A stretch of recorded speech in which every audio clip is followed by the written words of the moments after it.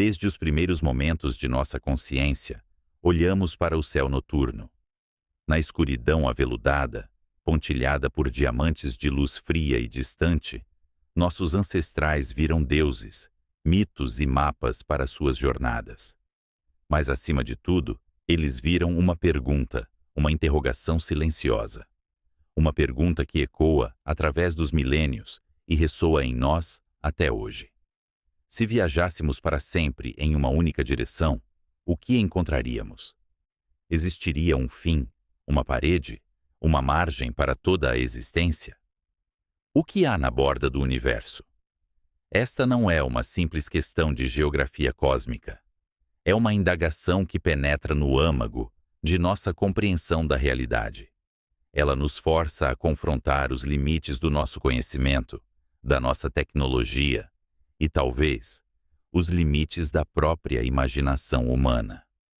Para começar essa jornada, precisamos primeiro redefinir o que entendemos por borda. Nossa intuição, forjada em um mundo de praias, penhascos e fronteiras, nos diz que todo lugar deve ter um fim, um limite físico. No entanto, o cosmos opera em uma escala e com regras que desafiam nossa experiência cotidiana. A primeira grande revelação da cosmologia moderna é que a borda que podemos ver não é uma muralha de tijolos cósmicos no fim do espaço.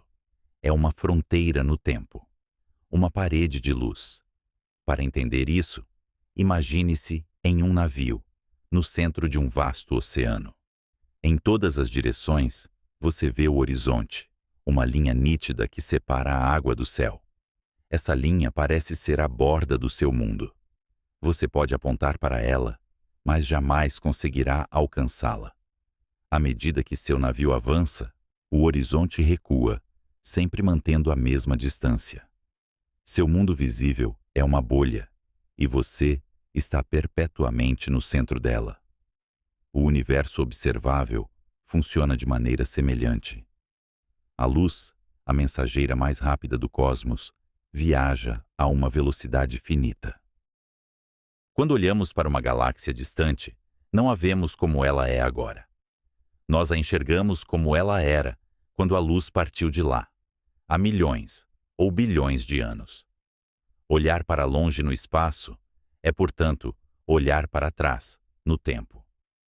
Os telescópios mais potentes, como o James Webb e o Hubble, são nossas máquinas do tempo. Eles nos permitem observar galáxias como eram na infância do universo, apenas algumas centenas de milhões de anos após o Big Bang.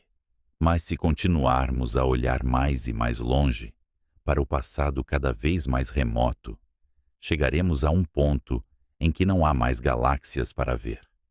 Não há mais estrelas. Chegamos a uma época em que o próprio universo era opaco. Nos primeiros 380 mil anos após o Big Bang, o cosmos era uma sopa densa e quente de plasma. Partículas carregadas, prótons e elétrons, fervilhavam em um nevoeiro incandescente. A luz, os fótons, não conseguiam viajar livremente. Eles eram constantemente ricocheteados por essas partículas, presos em um interminável pinball cósmico. O universo era como o interior de uma estrela, brilhante, mas impenetrável à visão. Então, algo extraordinário aconteceu. O universo, em sua contínua expansão, esfriou. Atingiu uma temperatura crítica, onde os elétrons puderam finalmente ser capturados pelos prótons, formando os primeiros átomos neutros, principalmente hidrogênio e hélio. Esse evento é chamado de recombinação. De repente, o nevoeiro cósmico se dissipou. Os fótons, finalmente livres para viajar, foram liberados em todas as direções. O universo tornou-se transparente pela primeira vez. Essa luz primordial, liberada há 13,8 bilhões de anos, ainda viaja pelo cosmos. Ela nos alcança hoje de todas as direções do céu. Devido à expansão colossal do universo durante sua jornada, essa luz foi esticada. Sua energia diminuiu, transformando-a de um brilho ofuscante em um brilho de micro-ondas, frio e invisível aos nossos olhos, mas detectável por nossos radiotelescópios. Esta é a radiação cósmica de fundo em micro-ondas, o CMB. O CMB é a fotografia mais antiga do universo que jamais poderemos tirar. É o brilho remanescente da bola de fogo do Big Bang. Quando olhamos para o CMB, estamos olhando para a borda do universo observável. Não é uma parede no espaço. É a superfície do tempo, o momento em que a luz pôde viajar. É o nosso horizonte cósmico, a superfície de última dispersão. Tentar ver além do CMB com um telescópio convencional seria como tentar ver o que há do outro lado de uma parede de neblina densa aqui na Terra. A informação visual simplesmente não consegue atravessar. Então, a primeira resposta, a resposta científica e observacional para o que há na borda, é: na borda do nosso universo visível, há uma parede de fogo de 13,8 bilhões de anos, agora resfriada a meros 2,7 graus acima do zero absoluto, um eco fóssil da criação. Mas isso, é claro, não satisfaz nossa curiosidade. A neblina em um oceano não é a borda do mundo, é apenas o limite da nossa visão. O que existe além daquela parede de luz? O que há para lá do nosso horizonte cósmico? Aqui, deixamos o reino da observação direta e entramos no domínio da inferência teórica, da especulação lógica e da imaginação disciplinada. A ideia mais simples, e talvez a mais provável, é baseada em um princípio fundamental que tem guiado a cosmologia por séculos: o princípio cosmológico. Ele postula que, em escalas suficientemente grandes, o universo é homogêneo e isotrópico. Isso significa que ele tem a mesma aparência e as mesmas propriedades em todos os lugares e em todas as direções. Não há um centro privilegiado, nem uma borda especial. Nós não estamos em um lugar único. Se esse princípio for verdadeiro, então a resposta para o que há além do nosso horizonte é profundamente simples e, ao mesmo tempo, estonteante. Há mais universo, apenas mais do mesmo, mais vácuo, mais matéria escura, mais energia escura, mais galáxias, mais estrelas, mais planetas. Imagine que nosso universo observável é um único grão de areia em uma praia infinita. Se você pudesse de alguma forma saltar para fora do seu grão de areia, você não encontraria uma paisagem diferente. Você aterrissaria em outro grão de areia, cercado por incontáveis outros, idênticos em sua natureza fundamental. O universo, além do nosso campo de visão, seria uma continuação da tapeçaria cósmica que conhecemos. Haveria outras civilizações, talvez, olhando para o seu próprio céu noturno, cercadas por sua própria bolha de universo observável, fazendo exatamente as mesmas perguntas. Para eles, nós estaríamos para sempre além do horizonte deles, tão inalcançáveis quanto o universo deles é para nós. Nesta visão, o universo como um todo poderia ser infinito. Um oceano sem costas, estendendo-se para sempre. A ideia de um espaço infinito é vertiginosa. Ela implica que, em algum lugar lá fora, há um número inimaginavelmente grande de anos-luz de distância. As partículas que compõem nosso mundo se repetiriam por puro acaso. Haveria outra Terra, com outro você, vivendo uma vida quase idêntica. E não apenas uma, mas um número infinito de cópias, algumas com pequenas variações, outras radicalmente diferentes. Essa é uma consequência matemática direta de um espaço infinito com um número finito de configurações de matéria. Mas e se o universo não for infinito? Ele ainda pode ser muito, muito maior que a nossa bolha observável, mas finito em sua totalidade. Como isso é possível? Como um espaço pode ser finito, mas não ter uma borda? A resposta está na geometria. Pense na superfície de uma esfera, como o planeta Terra. É um espaço bidimensional que é finito. Você não pode viajar para sempre em uma direção. Eventualmente, você retornará ao seu ponto de partida.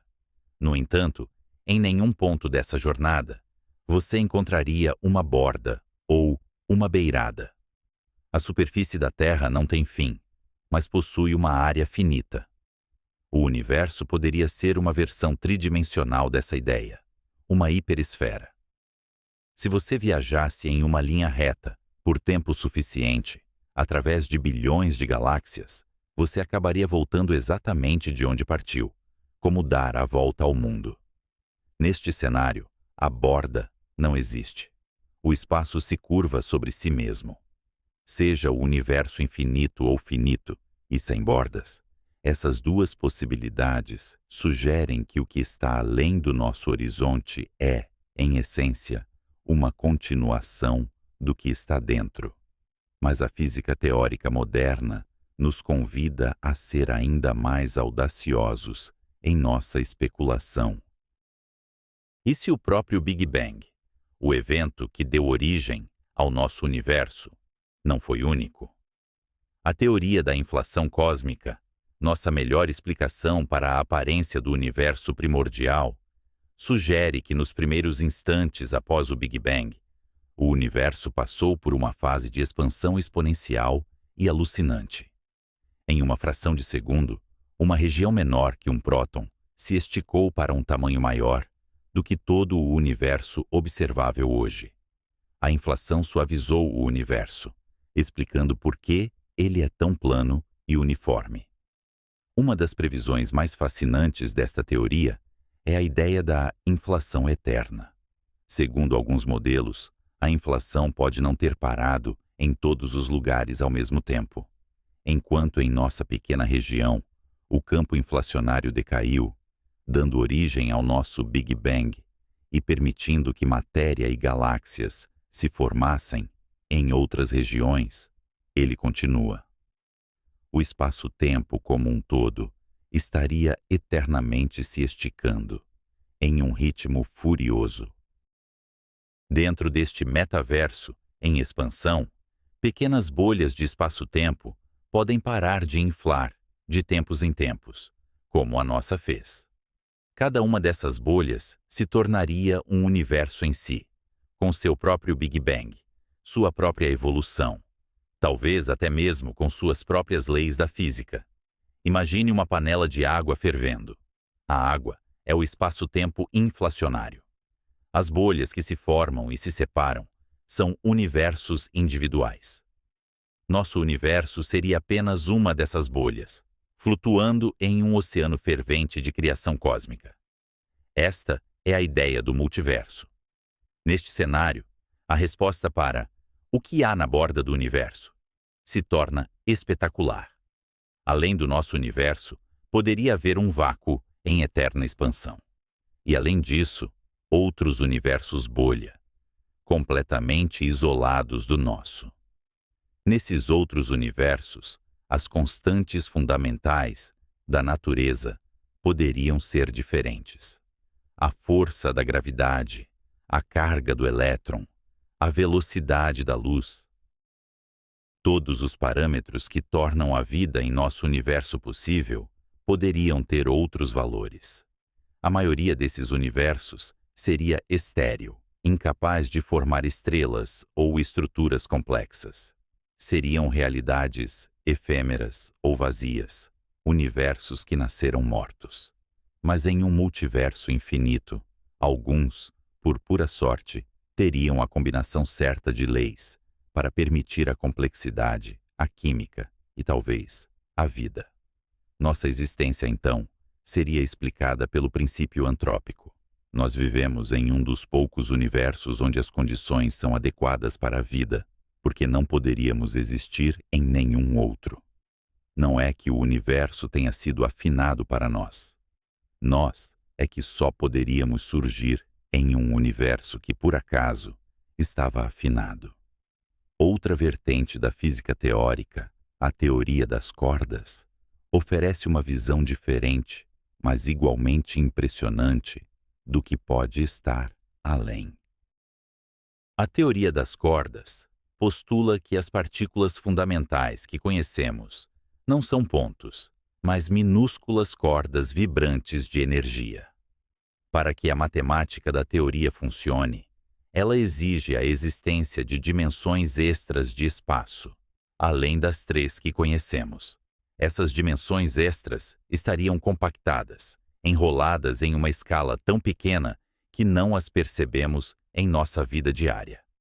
Nesta visão, nosso universo tridimensional inteiro poderia ser uma brana, uma abreviação de membrana, flutuando em um espaço de dimensão superior, chamado de bulk. Poderia haver outras branas, outros universos, flutuando paralelamente ao nosso, talvez a menos de 1 milímetro de distância, em uma 4ª dimensão espacial, mas completamente inacessíveis a nós. A gravidade, sendo uma propriedade da geometria do próprio espaço-tempo, poderia vazar entre essas branas, o que poderia explicar por que ela é tão mais fraca que as outras forças fundamentais da natureza. O evento do Big Bang, nesta teoria, poderia ter sido causado pela colisão de 2 dessas branas universo, e tais colisões poderiam acontecer repetidamente, criando ciclos de nascimento e morte cósmica. Então, o que há na borda do nosso universo? Talvez, a uma distância infinitesimal, em uma direção que não podemos apontar, exista outro cosmos, outra realidade, pulsando com suas próprias estrelas e galáxias. Neste ponto, nos encontramos na fronteira do próprio conhecimento científico.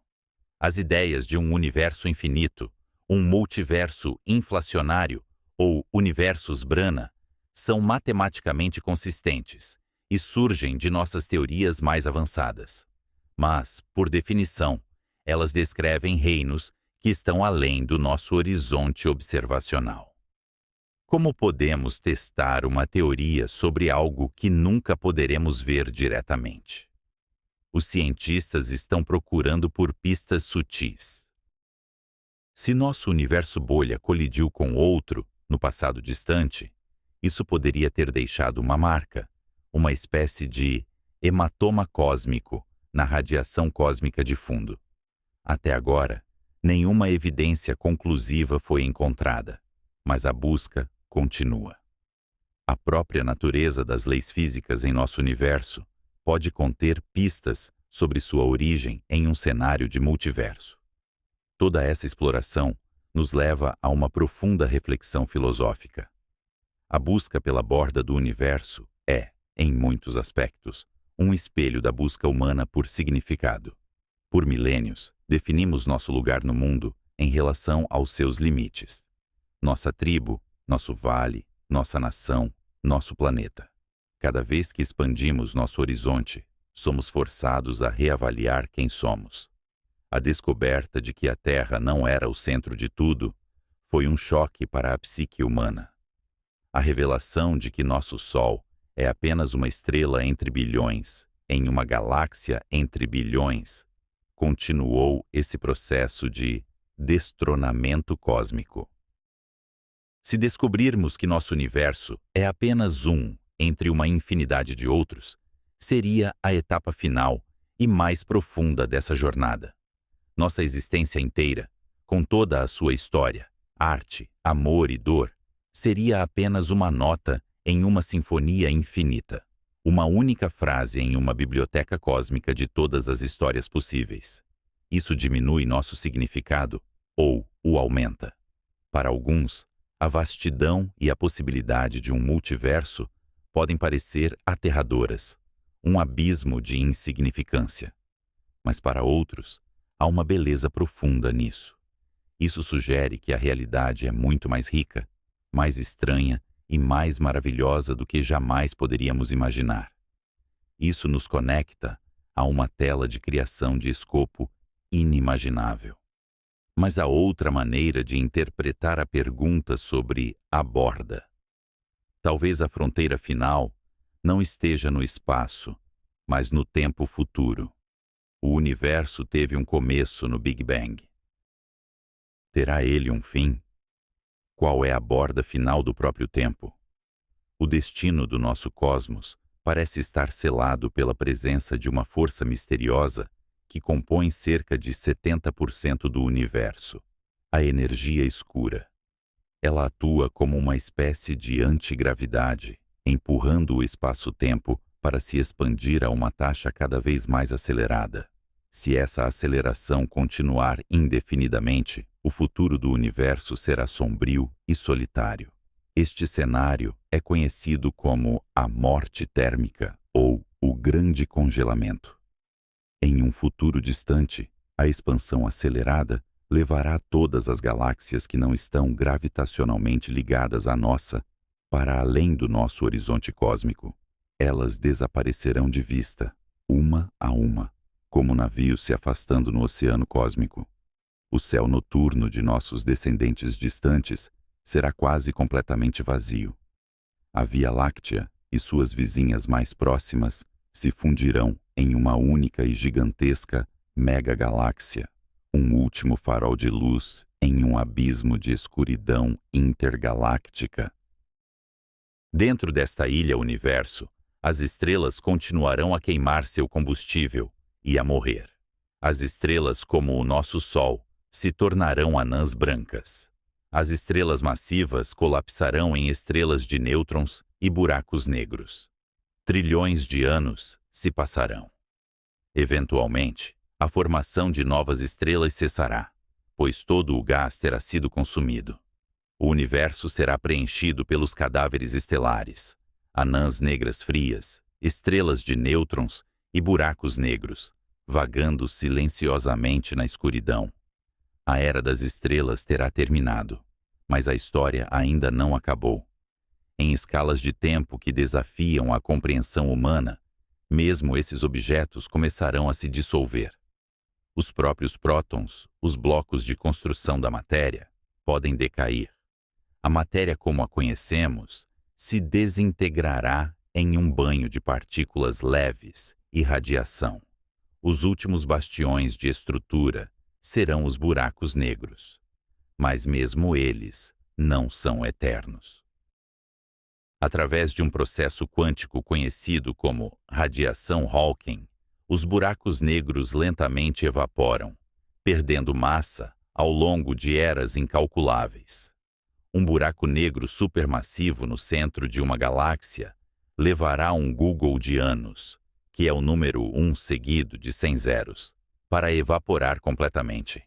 Após o último buraco negro ter desaparecido em um flash final de partículas, o que restará? Um universo vasto, frio, escuro e quase perfeitamente vazio. Um mar diluído de fótons, neutrinos e outras partículas elementares, afastando-se cada vez mais uns dos outros, sem nunca interagir.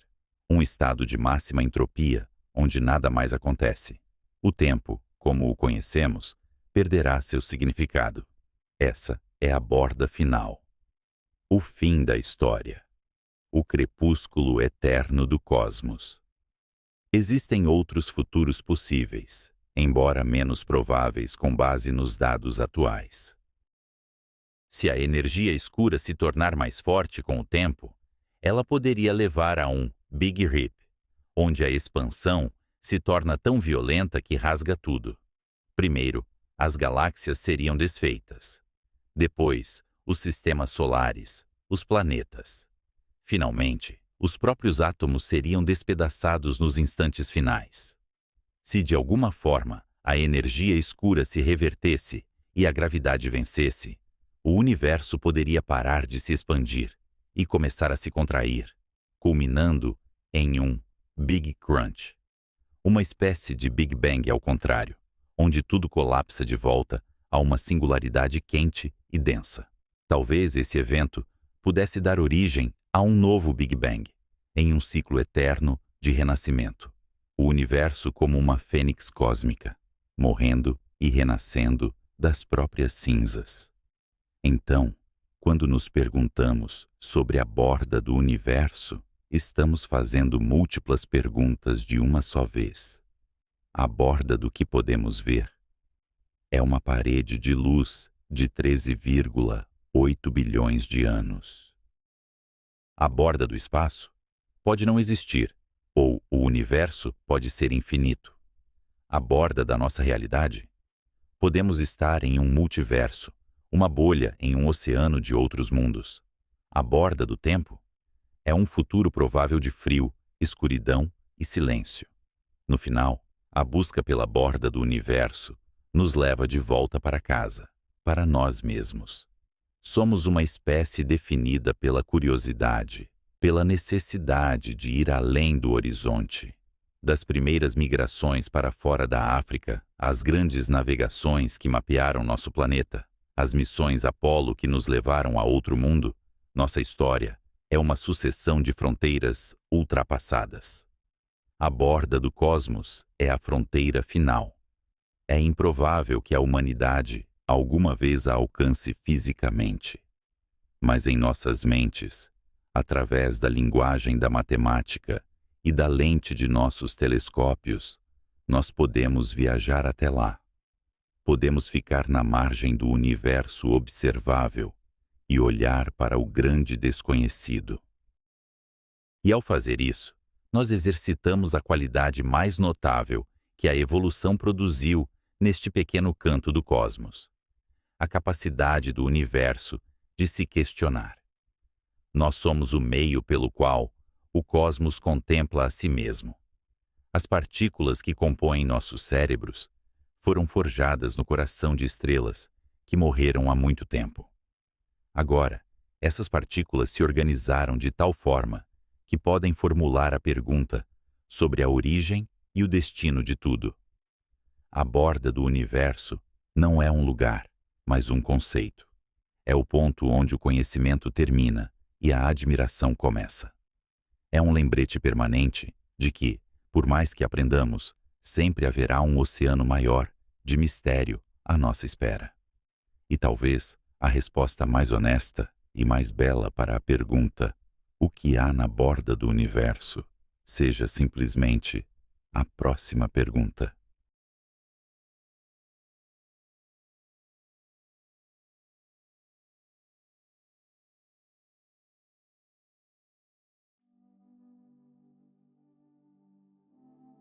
Imagine o silêncio absoluto. Não a ausência de som que sentimos em uma sala vazia, mas o vácuo devorador que existe entre os mundos. É neste palco de nada infinito que nossa jornada começa.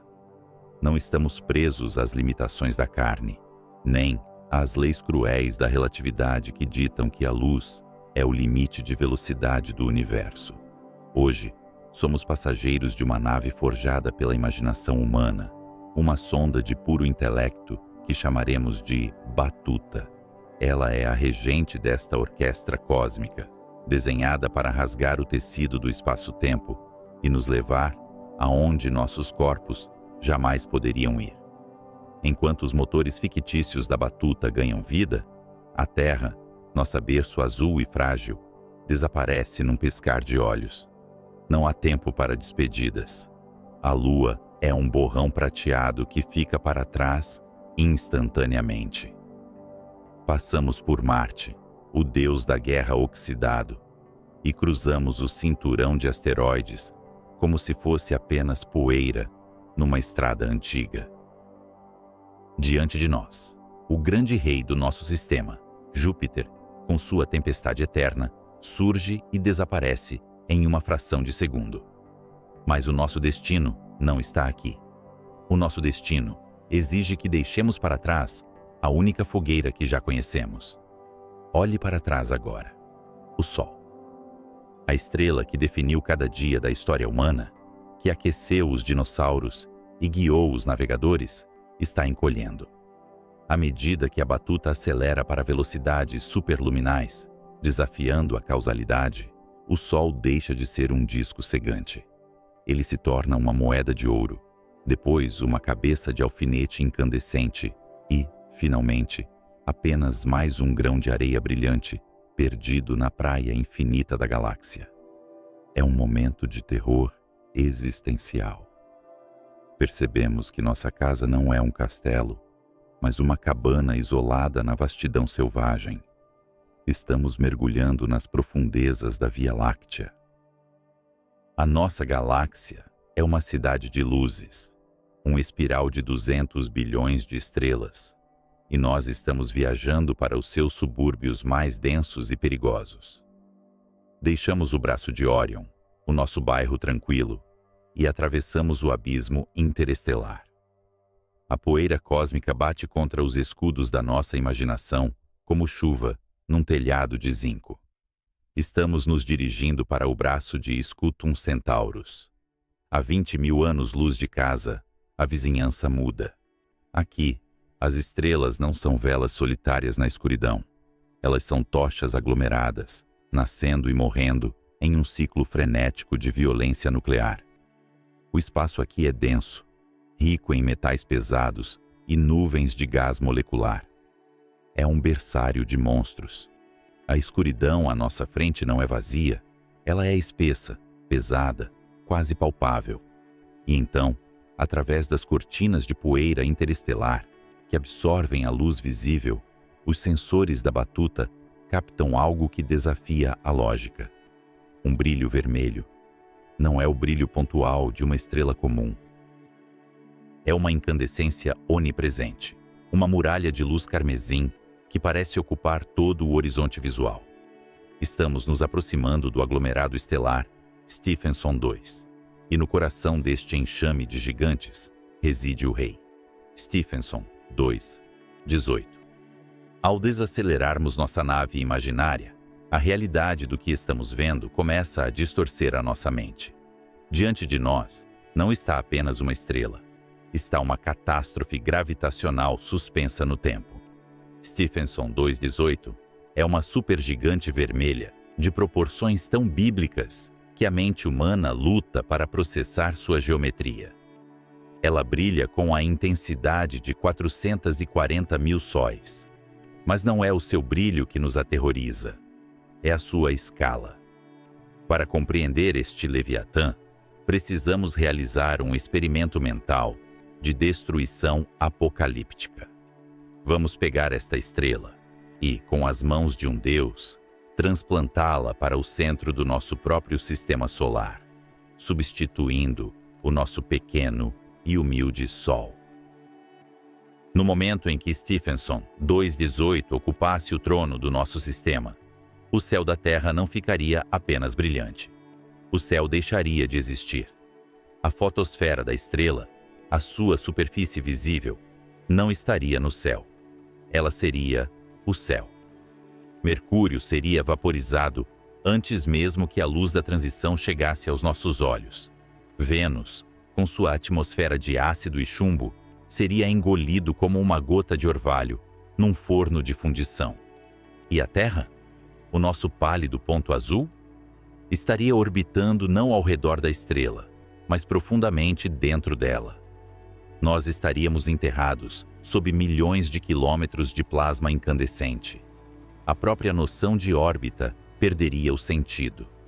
A Terra seria desintegrada em átomos constituintes instantaneamente, devolvendo ao universo o carbono, o oxigênio e o nitrogênio que um dia formaram a complexidade da vida.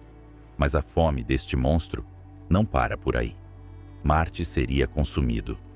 O cinturão de asteroides derreteria em rios de lava flutuante antes de se tornar gás.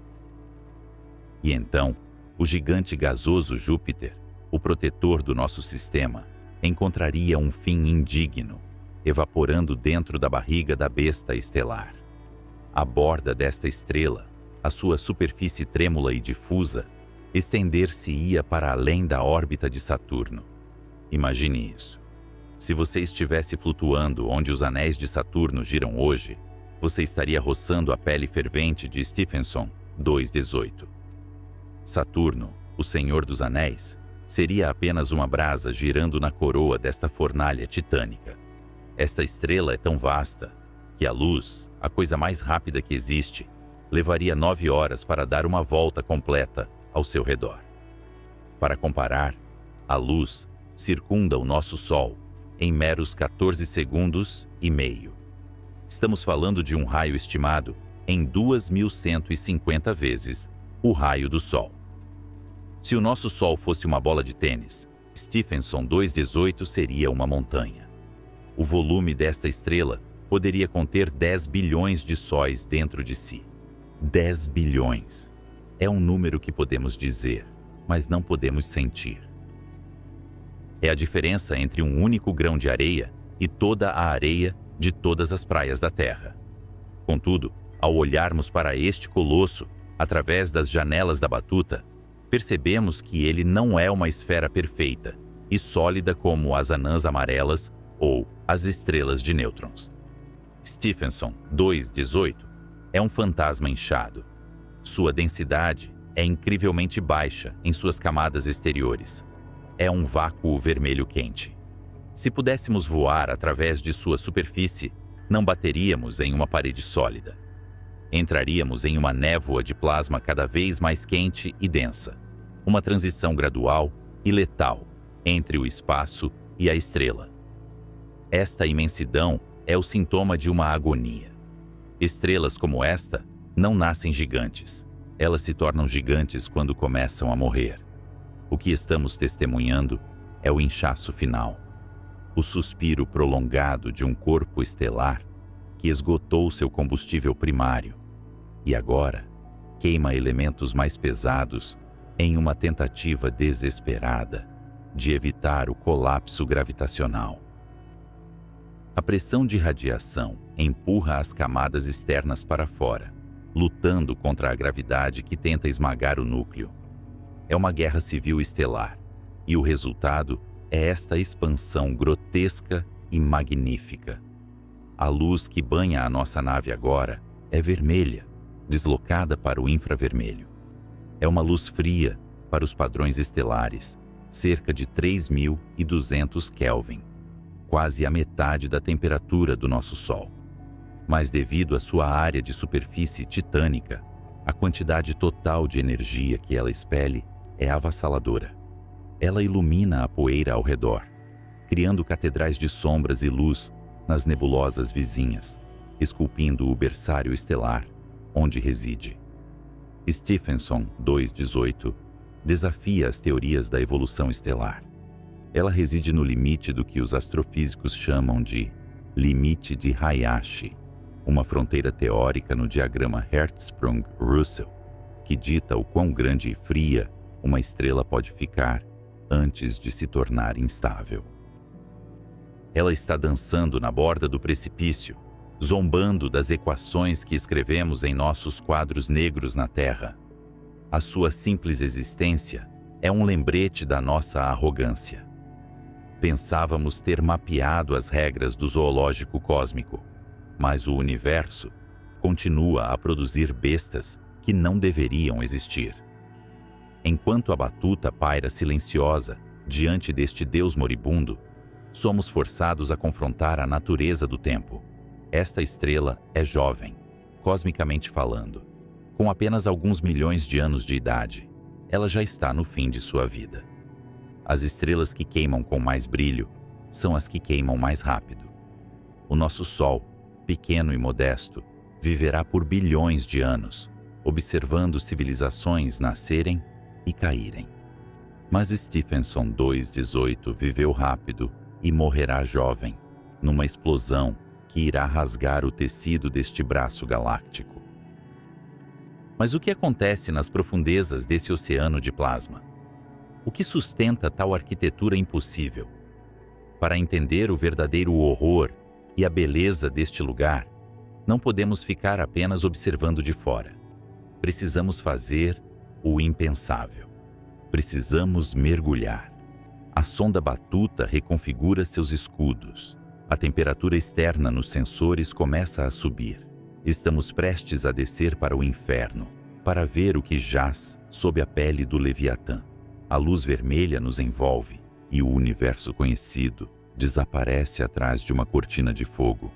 Estamos entrando no ventre da besta onde a física se contorce e a matéria é torturada até transmutar em novos elementos. Será que a nossa compreensão da realidade sobreviverá à descida? Ou será que, ao olharmos para dentro do maior coração do universo, descobriremos que o vazio interior é tão aterrorizante quanto a vastidão exterior? Imagine uma catedral escura, tão vasta que suas paredes estão perdidas na escuridão. Durante milênios, a humanidade parou no centro dessa nave silenciosa, segurando uma única vela trêmula. Olhamos para cima, para a abóbada, e vimos pontos de luz pintados no teto. Chamamos esses pontos de estrelas fixas. Acreditávamos que eram apenas decorações, diamantes incrustados em uma esfera de cristal imutável que girava suavemente ao redor do nosso mundo importante. Não havia profundidade. Não havia terror na distância. O universo era uma caixa fechada e nós estávamos seguros no seu centro. Mas para encontrar os monstros que habitam o cosmos, para compreender a escala de uma estrela como Stephenson 218, a humanidade precisou primeiro quebrar essa esfera de cristal. Precisávamos perceber que o teto da catedral não estava logo acima de nossas cabeças, mas sim a uma distância tão abismal que a mente humana recua em defesa da sua própria sanidade. Essa revolução não começou com foguetes ou computadores, mas no frio cortante de Königsberg, na Prússia, em 1838. Friedrich Bessel era um homem obcecado pela precisão. Enquanto o mundo se movia ao ritmo das carruagens e do vapor, Bessel passava suas noites curvado sobre um instrumento chamado heliômetro. O seu objetivo era impossível para a época. Ele queria ver o invisível. Ele queria ver o movimento das estrelas fixas. A premissa era elegantemente simples, baseada em um fenômeno que qualquer criança descobre brincando. Se você estender o braço e levantar o polegar, fechando um olho e depois o outro, o seu polegar parece saltar de um lado para o outro em relação ao fundo da sala. Isso é a paralaxe. O seu polegar não se moveu, mas o seu ponto de vista sim. Bessel sabia que a Terra, em sua órbita anual, ao redor do Sol, nos oferece 2 pontos de vista diferentes, separados por 6 meses. Em janeiro, estamos de um lado do Sol. Em julho, estamos do lado oposto, a 300 milhões de quilômetros de distância. Se as estrelas estivessem próximas, elas deveriam dançar no céu, saltando para a esquerda e para a direita, à medida que a Terra oscilava. Mas durante séculos, os astrônomos olharam e não viram nada. As estrelas permaneciam imóveis. Isso levou os antigos a uma de 2 conclusões. Ou a Terra não se movia, ou as estrelas estavam tão distantes que o movimento era imperceptível aos nossos instrumentos grosseiros. Bessel apostou na distância. Ele escolheu uma estrela fraca e rápida, chamada 61 Cygni. Noite após noite, lutando contra a turbulência da atmosfera e as limitações do vidro e do latão, ele mediu. E, finalmente, ele encontrou. O movimento era minúsculo, menor do que a largura de uma moeda vista a quilômetros de distância, mas estava lá. Com a trigonometria como sua única nave espacial, Bessel calculou a distância. A resposta despedaçou a realidade da época. Aquela pequena luz não estava apenas lá em cima. Estava a mais de 10 anos-luz de distância. A luz, viajando rápido o suficiente para circundar a Terra 7 vezes em 1 segundo, levava uma década inteira para cruzar aquele abismo. De repente, o universo deixou de ser uma sala acolhedora. Tornou-se um vazio aterrorizante e silencioso. As estrelas não eram pontos no teto. Eram sóis, rugindo na solidão profunda da noite. Com a profundidade do universo revelada, uma nova pergunta surgiu, mais perturbadora do que a distância. O que são elas? Durante a maior parte da história humana, assumiu-se que os céus eram feitos de uma quinta essência, uma substância divina e imutável, fundamentalmente diferente da terra e da pedra sob os nossos pés. Mesmo quando a ciência avançou, a suposição padrão era que, se as estrelas eram corpos físicos, elas deveriam ser feitas dos mesmos materiais que a Terra: ferro, silício, oxigênio, aquecidos até a incandescência. A resposta viria não de um astrônomo solitário em uma cúpula fria, mas de uma sala cheia de mulheres em Cambridge, Massachusetts. No final do século XIX e início do século XX, o Observatório de Harvard empregava um grupo de mulheres brilhantes, pejorativamente chamadas de computadoras, para analisar montanhas de placas fotográficas de vidro. Elas eram as agrimensoras do céu, catalogando centenas de milhares de estrelas, não olhando através de telescópios, mas examinando os espectros capturados em vidro. A luz das estrelas, quando passada por um prisma, se abre em um arco-íris. Mas esse arco-íris é interrompido por linhas escuras, códigos de barras precisos que revelam a impressão digital química da estrela. Annie Jump Cannon, uma dessas mulheres extraordinárias, organizou o caos estelar em um sistema que usamos até hoje. Ela classificou as estrelas pela temperatura e aparência espectral, criando as classes O, B, A, F, G, K, M. Mas elas ainda não sabiam o que estavam olhando. Elas estavam classificando livros em uma biblioteca, sem saber ler a língua em que foram escritos. O consenso científico, liderado por gigantes da época, mantinha que a composição das estrelas era semelhante à crosta terrestre. Foi então que uma jovem estudante de doutorado britânica, chamada Cecilia Payne, chegou a Harvard. Em 1925, ela escreveu o que foi mais tarde chamado de a tese de doutorado mais brilhante já escrita em astronomia. Payne aplicou a nova física quântica às linhas espectrais que as mulheres de Harvard haviam catalogado. O que ela encontrou foi uma heresia científica. Os seus cálculos diziam que as estrelas não eram feitas de ferro ou rocha. Elas eram compostas quase inteiramente pelos elementos mais leves e simples do universo: hidrogênio e hélio. De fato, o hidrogênio era 1 milhão de vezes mais abundante do que se supunha. Quando ela apresentou seus resultados, os homens que guardavam os portões da astronomia a ridicularizaram. Henry Norris Russell, o reitor da astrofísica americana, convenceu-a de que seus resultados eram impossíveis. Como poderia o universo ser feito de um gás invisível e leve, e não da substância sólida que conhecemos? Sob pressão, Payne recuou, chamando sua própria descoberta de espúria. Mas a verdade é uma força teimosa. Anos depois, Russell e o resto do mundo tiveram que admitir que ela estava certa. Cecilia Payne havia descoberto a receita do cosmos. As estrelas não eram pedras quentes. Eram vastas nuvens de gás primordial, esmagadas pela gravidade até que seus corações acendessem o fogo nuclear. Essa revelação trouxe consigo uma consequência humilhante para a humanidade. Nós sempre adoramos o Sol. Ele era Apolo, Ra, o doador da vida, o rei dos céus. Quando percebemos que as estrelas eram sóis distantes, nos consolamos com a ideia de que o nosso Sol era o padrão, o modelo de ouro pelo qual todo o resto deveria ser medido.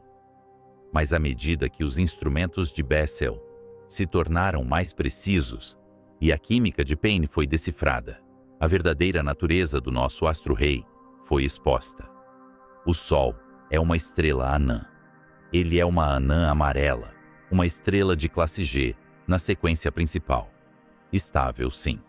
Doadora de vida, certamente. Mas na grande hierarquia galáctica, o nosso Sol é medíocre. Ele é um grão de areia comum em uma praia infinita. A descoberta foi um golpe no ego coletivo da nossa espécie, um eco tardio de Copérnico removendo a Terra do centro de tudo. Agora, até a nossa luz era banal. Mas a mediocridade do Sol implicava algo extraordinário. Se o Sol é pequeno, o que é grande? Os astrônomos começaram a notar anomalias nos dados. Estrelas que brilhavam com uma intensidade que desafiava a lógica, mesmo a distâncias colossais. Pontos de luz vermelha, que segundo os cálculos de paralaxe e luminosidade, deveriam ser impossivelmente vastos para serem visíveis. A caçada havia começado. Não mais satisfeitos em mapear as estrelas vizinhas, os cientistas voltaram seus telescópios para as profundezas, para onde a poeira galáctica obscurece a visão. Eles perceberam que o universo não é transparente. Entre nós e os verdadeiros gigantes, existem cortinas de gás frio e poeira, resquícios de estrelas mortas que bloqueiam a luz visível, escondendo os monstros nas sombras. Para encontrar a maior estrela, teríamos que aprender a ver não com os olhos, mas com o calor. Teríamos que penetrar o véu e olhar para os berçários estelares e para os cemitérios galácticos, onde as leis da física são levadas ao limite absoluto. O que Bessel começou com um movimento do polegar e o que Payne decodificou na luz, preparou o palco para a descoberta de titãs que fariam o nosso Sol parecer um átomo. Estávamos prestes a encontrar as hipergigantes vermelhas. Mas para compreender o tamanho destas bestas, precisamos primeiro entender a batalha mortal que ocorre dentro de cada estrela. Uma guerra entre a gravidade esmagadora e a fúria da luz, onde o equilíbrio decide se uma estrela vive como uma anã tranquila ou morre como uma divindade inchada, engolindo mundos inteiros em seu último suspiro. E nas profundezas da constelação do Escudo, escondida atrás de muralhas de poeira interestelar, algo colossal aguardava, uma estrela que desafiava a própria definição de limite, uma estrutura tão vasta que, se colocada no nosso sistema solar, engoliria Júpiter, Saturno e deixaria o resto do sistema na escuridão de seu interior. Quão grande pode uma estrela realmente ser antes de se destruir sob o seu próprio peso? Londres, 1824. Sadi Carnot observa o movimento rítmico de uma máquina a vapor. Ele não vê apenas metal e fumaça, mas uma entidade que respira. O pistão sobe e desce, empurrado por um fantasma invisível chamado calor. Carnot percebeu algo fundamental que transcenderia a engenharia humana e tocaria a própria arquitetura do cosmos. Ele compreendeu que o calor é movimento e que a expansão é a resposta inevitável de um fluido aprisionado quando provocado pela energia. A máquina suspira, incha e empurra contra as paredes que a confinam. Se pudéssemos ampliar essa visão, saindo da fuligem da Revolução Industrial e viajando através do abismo interestelar até a fronteira de BDN 6, veríamos a mesma física em uma escala que desafia a sanidade. Mas aqui não há pistões de ferro, nem cilindros de aço para conter a fúria. Há apenas a gravidade, uma gaiola feita da própria curvatura do espaço, tentando desesperadamente conter uma besta que deseja se libertar. Muitos imaginam uma estrela como um objeto sólido, uma esfera perfeita e imutável, suspensa no veludo negro. É uma ilusão reconfortante, mas falsa. BDN 6 não é um lugar, nem um objeto no sentido humano. É um evento. É uma tempestade contínua de fluidos superaquecidos, um oceano de gás incandescente, que obedece às mesmas leis da termodinâmica que regem uma chaleira fervendo ou um balão de ar quente subindo na atmosfera terrestre. Para entender como este Leviatã cresceu tanto sem se desintegrar, devemos abandonar a ideia de superfície. Não há chão aqui. Se um viajante hipotético tentasse pousar em BDN-6, ele nunca encontraria um momento de impacto. Ele apenas afundaria em um nevoeiro vermelho que se torna progressivamente mais quente, mais denso e mais aterrorizante. A estrela é um gradiente, uma transição suave entre o vácuo frio e o inferno nuclear. O segredo deste tamanho colossal reside na guerra silenciosa que ocorre nas profundezas, muito abaixo das camadas externas que nossos telescópios conseguem captar. O núcleo da estrela, outrora um motor vibrante de fusão de hidrogênio, tornou-se um cemitério de cinzas de hélio. A fornalha central apagou-se e, sem o calor para sustentá-la, a gravidade venceu a primeira batalha, esmagando o núcleo inerte. Mas esta derrota é, paradoxalmente, o catalisador da expansão. Imagine um arranha-céu gigantesco, onde um incêndio devastador começou no porão. Quando o combustível no porão se esgota, o fogo não morre. Ele sobe. Ele busca oxigênio nos andares superiores. O calor sobe pelos poços dos elevadores, incendiando o primeiro andar, depois o segundo e o terceiro. Em BDN-6, isso é a queima em casca. O hidrogênio que antes flutuava pacificamente fora do núcleo, longe demais do calor para fundir, agora se encontra perigosamente próximo da fornalha comprimida do centro. Esta camada de hidrogênio acende-se com uma violência que supera a fase anterior da vida da estrela. É um anel de fogo nuclear subindo para os andares superiores da estrutura estelar. E como qualquer gás aquecido, ele exige espaço. A energia gerada nesta casca é tão intensa que a pressão de radiação, os fótons de luz empurrando a matéria, torna-se um vento imparável. A estrutura do edifício estelar começa a inchar. As camadas externas, bombardeadas por essa nova fonte de calor vinda de baixo, são empurradas para fora com uma força titânica. A gravidade, embora onipresente, vê seu domínio enfraquecer com a distância. À medida que o gás é empurrado para longe do centro, a gravidade tem cada vez menos poder para puxá-lo de volta. É um ciclo de feedback positivo. Quanto mais a estrela incha, mais fraca a gravidade se torna nas bordas, e mais fácil se torna para a estrela inchar ainda mais. BDN-6 torna-se então um balão de ar quente cósmico, inflado não apenas pelo calor, mas pela própria luz que gera. A termodinâmica nos diz que quando um gás se expande, ele esfria. É por isso que, apesar da fúria nuclear no interior, a superfície desta hipergigante é vermelha. O calor se diluiu por um volume tão vasto que a temperatura externa cai para níveis que, em termos astrofísicos, são quase mornos. Se o nosso Sol é um ferro em brasa, branco e cortante, BDN-6 é uma brasa de carvão moribunda, brilhando com um rubor profundo e sombrio. A densidade resultante desafia a intuição. Na Terra, o ar que respiramos ao nível do mar tem uma densidade tangível. Sentimos o vento no rosto. Mas nas camadas externas de BDN-6, a matéria está tão espalhada que é um vácuo técnico melhor do que qualquer vácuo que conseguimos criar em laboratórios terrestres. Esta é a respiração da estrela. A atmosfera é tão rarefeita, tão tênue, que a fronteira entre onde a estrela termina e onde o espaço começa é uma questão de semântica, não de física. É uma neblina fantasmagórica que se estende por bilhões de quilômetros.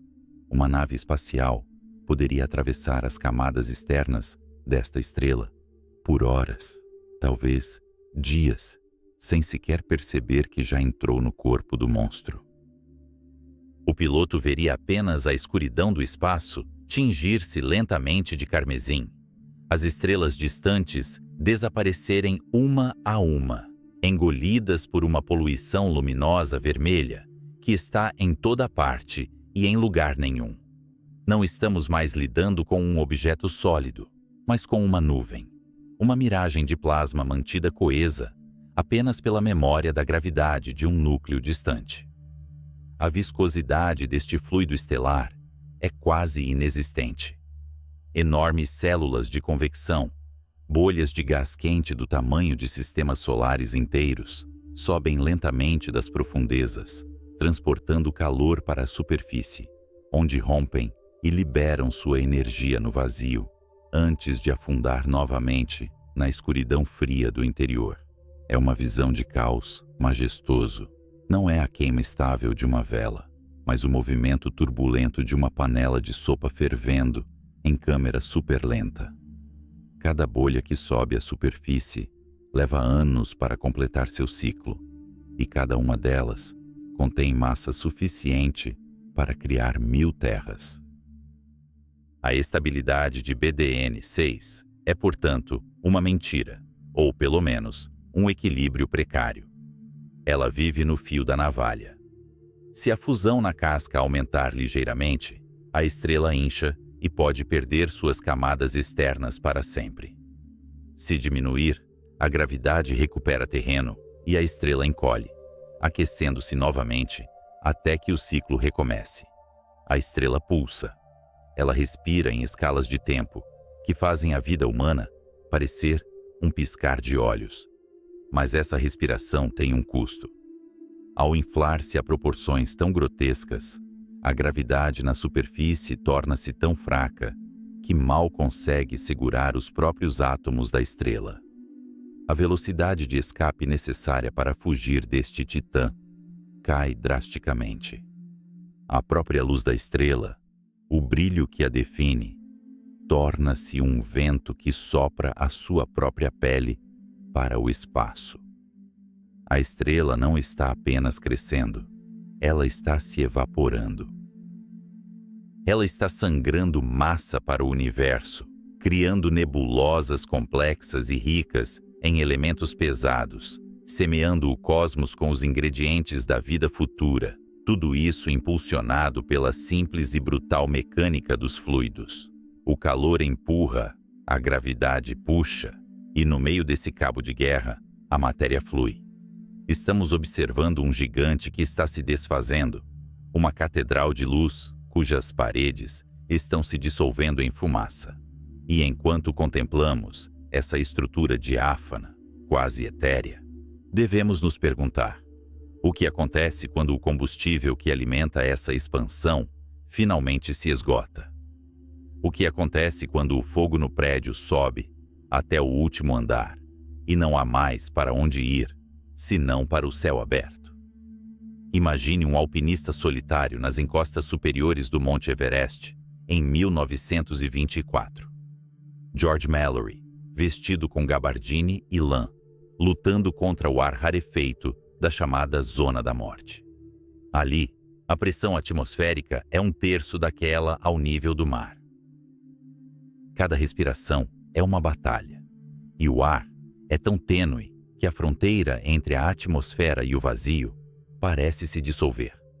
No entanto, se esse alpinista pudesse ser transportado instantaneamente através do cosmos, cruzando anos-luz de escuridão até a superfície da maior estrela já descoberta, ele encontraria um ambiente que desafia a própria definição de matéria.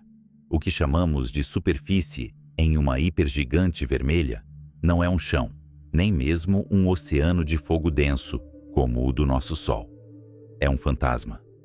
A densidade do gás na fotosfera desta titã é milhares de vezes menor do que o ar rarefeito que sufocou Mallory no topo do mundo. Se você estivesse lá, flutuando na borda deste abismo luminoso, estaria imerso em um quase vácuo, um meio tão etéreo que tecnicamente seria considerado um vácuo de laboratório na Terra. Mas é um vácuo que queima. É um nada que brilha, com a fúria de 300 mil sóis. Aqui, na fronteira externa de Stephenson 2/18, ou de qualquer colosso semelhante que ouse desafiar o limite de Eddington, a nossa sonda imaginária, a Batuta, não pousa. Ela navega. Ela flutua como um navio em um mar de neblina incandescente. A distinção entre a estrela e o espaço é uma ilusão, uma transição gradual e torturante, onde a matéria deixa de pertencer ao astro e passa a pertencer ao universo.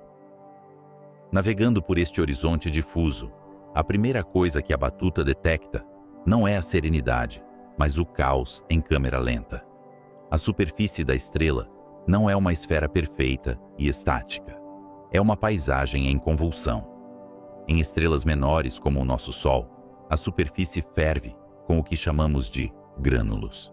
Bolhas de plasma quente que sobem, liberam calor e descem novamente em questão de minutos. Mas aqui, a escala distorce o tempo e o espaço. As células de convecção nesta hipergigante são monstruosidades titânicas. Cada uma dessas bolhas de gás ascendente é tão vasta que, se colocada no centro do nosso sistema solar, engoliria a órbita da Terra e roçaria Marte. São continentes de plasma, vastas regiões de gás superaquecido que emergem das profundezas insondáveis da estrela. Devido ao seu tamanho colossal, elas não fervem freneticamente. Elas se movem com uma majestade aterrorizante e lenta. Uma única célula pode levar meses ou anos para subir à superfície, liberar sua luz carmesim no cosmos e afundar de volta nas trevas interiores. A sonda Batuta, minúscula diante dessas montanhas móveis de luz, registra variações de brilho que confundiriam um astrônomo amador. Como essas células são tão grandes, a superfície da estrela não é uniformemente brilhante. Existem manchas colossais de escuridão relativa e picos de brilho intenso. A estrela não parece uma lâmpada redonda, mas sim uma batata deformada e irregular, pulsando assimetricamente enquanto vastos volumes de matéria tentam escapar de um poço gravitacional que mal consegue segurá-los. É aqui que a física se torna poesia trágica. A gravidade na superfície desta estrela é pateticamente fraca. O núcleo, onde a massa reside, está tão distante, enterrado sob bilhões de quilômetros de gás difuso, que seu aperto sobre as camadas externas é como a mão de um velho tentando segurar areia fina. A força que mantém os nossos pés no chão da Terra é centenas de vezes mais forte do que a força que segura a fotosfera desta estrela. Consequentemente, a estrela está se desfazendo. Ela está evaporando diante de nossos sensores. A Batuta agora entra na zona de aceleração do vento estelar. Não é um vento como conhecemos, feito de ar movendo-se sobre a Terra. É um furacão de partículas atômicas, um êxodo em massa. A pressão da radiação que emana do núcleo, a pura força da luz empurrando a matéria, vence a gravidade frágil. A pele da estrela está sendo arrancada. Imagine tempestades de gás que se estendem por unidades astronômicas inteiras. Nestes ventos, a matéria é acelerada a milhões de quilômetros por hora. Mas o que é verdadeiramente fascinante, e o que a nossa sonda analisa, enquanto seus escudos brilham com o atrito de partículas rarefeitas, é a composição desse vento. À medida que o gás se afasta da fornalha da superfície e entra no frio do espaço interestelar, a temperatura cai. O plasma, antes ionizado e caótico, começa a encontrar parceiros. Átomos de silício encontram átomos de oxigênio. O magnésio se une ao ferro. Em um processo que parece alquimia inversa, o fogo da estrela se condensa em pedra. Estamos testemunhando a gênese da poeira cósmica. A Batuta atravessa nuvens cintilantes, não de vapor d'água, mas de cristais microscópicos. Olivina, piroxênio, quartzo. Estes são silicatos. São os minerais que formam o manto da Terra, a areia dos nossos desertos, a lava dos nossos vulcões. Aqui, na atmosfera externa desta estrela moribunda, a cada segundo, toneladas de rocha vaporizada condensam-se em grãos sólidos e são sopradas para o vazio. É uma tempestade de areia de proporções galácticas. A estrela, em sua agonia inchada, está semeando o universo. Ela perde massa a uma taxa alarmante, vomitando o equivalente a uma Terra inteira de material a cada ano, ou talvez a cada mês. Ela se sacrifica para enriquecer o meio interestelar. A visão das câmeras da batuta é obscurecida por essa névoa de poeira recém-nascida. A luz da estrela, filtrada por esses grãos de silicato, muda de um vermelho profundo para um infravermelho fantasmagórico. É um crepúsculo eterno. Se houvesse planetas orbitando esta estrela, eles não veriam um sol no céu, mas uma parede de névoa brilhante que ocupa metade do horizonte, uma fornalha que respira e exala vidro e pedra. Mas há uma ironia cruel e bela neste processo. A baixa densidade que permite que a estrela seja tão grande é também a sua sentença. A estrela é uma bolha de sabão cósmica, vasta, iridescente, mas incrivelmente frágil. As instabilidades nas camadas externas podem causar erupções que fariam as maiores tempestades solares parecerem faíscas de uma fogueira. A sonda detecta ondas de choque percorrendo a atmosfera. O som não viaja no vácuo, mas aqui, o gás, embora rarefeito, é suficiente para carregar as vibrações da morte estelar. São tsunamis de pressão que empurram ainda mais poeira para longe, criando complexas nebulosas circunstelares, conchas de matéria que contam a história das exalações passadas da estrela, como anéis em um tronco de árvore, mas escritos em gás e poeira ao longo de anos-luz. E no meio desse turbilhão de criação e destruição, a temperatura continua a ser um paradoxo. Enquanto os grãos de poeira se formam a meros 1.000 ou 2.000 graus, logo abaixo deles, as células de convecção trazem o calor das profundezas.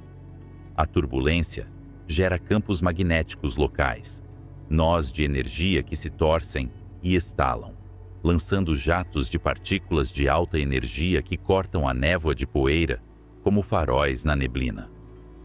A batuta, tendo sobrevivido à passagem pelas camadas externas, olha para trás. A estrela não tem uma borda definida. Ela simplesmente se desvanece no escuro. A grande esfera vermelha é cercada por um halo difuso, uma coroa de poeira que reflete a luz agonizante do gigante. É uma imagem de solidão suprema. Esta estrela, a maior de todas, está sozinha em sua grandeza, queimando seu combustível furiosamente, inchando-se em um ato de desafio contra a gravidade, apenas para se dissolver lentamente no vento. Nós somos feitos do que acontece aqui. Os átomos em nossa corrente sanguínea, o silício em nossos chips de computador, o oxigênio em nossos pulmões. Muito disso foi forjado em estrelas que viveram e morreram muito antes do Sol nascer. Mas são estrelas como estas hipergigantes, que perdem suas camadas externas em ventos violentos, que são as grandes distribuidoras. Elas são as jardineiras da galáxia. Sem essa violência, sem essa pele sendo arrancada e lançada ao abismo, o universo seria um lugar estéril, composto apenas de hidrogênio e hélio primordiais. A superfície de Stephenson 2.18 é, portanto, uma fábrica de mundos. É o caos necessário que precede a ordem da vida. É um lembrete de que a solidez do nosso mundo, a terra firme sob nossos pés, nasceu em um lugar onde a densidade é menor que a de um suspiro, em meio a tempestades de fogo e ventos de vidro. Enquanto a sonda se afasta, levada pela correnteza de partículas, a estrela parece pulsar uma última vez em nossa visão, como um coração cansado que bate no compasso de milênios. Deixamos para trás a fotosfera e a zona de poeira. O que vimos foi o exterior, a máscara inchada e rarefeita. Mas o que impulsiona essa expansão? O que reside no centro desse Leviatã, escondido sob camadas de gás tão vastas que a luz leva horas para atravessá-las? A verdadeira besta não é a nuvem vermelha que vemos, mas o motor minúsculo e denso que ruge nas profundezas, fundindo elementos pesados em uma corrida desesperada contra o colapso. A viagem para fora nos mostrou como a estrela morre suavemente, sangrando para o espaço. Mas a viagem para dentro revelaria como ela se prepara para morrer violentamente. O abismo externo é feito de vácuo e poeira. O abismo interno é feito de ferro e fogo. E é para lá que nossa curiosidade deve se voltar agora, pois a tranquilidade enganosa desta superfície de baixa densidade esconde a catástrofe iminente que se gesta no coração da escuridão. O que acontece quando o combustível acaba e a gravidade, aquela mão fraca na superfície, torna-se um punho de ferro no núcleo? Imagine uma biblioteca silenciosa em Cambridge, no início do século XX. A poeira dança nos raios de sol que atravessam as janelas altas, suspensa no ar dourado. Arthur Eddington, um homem de intelecto formidável e curiosidade insaciável, observa essas partículas. Ele não vê apenas poeira, ele vê um campo de batalha. Ele compreende algo que escapava à intuição humana há milênios. A luz não é apenas iluminação, a luz é um vento.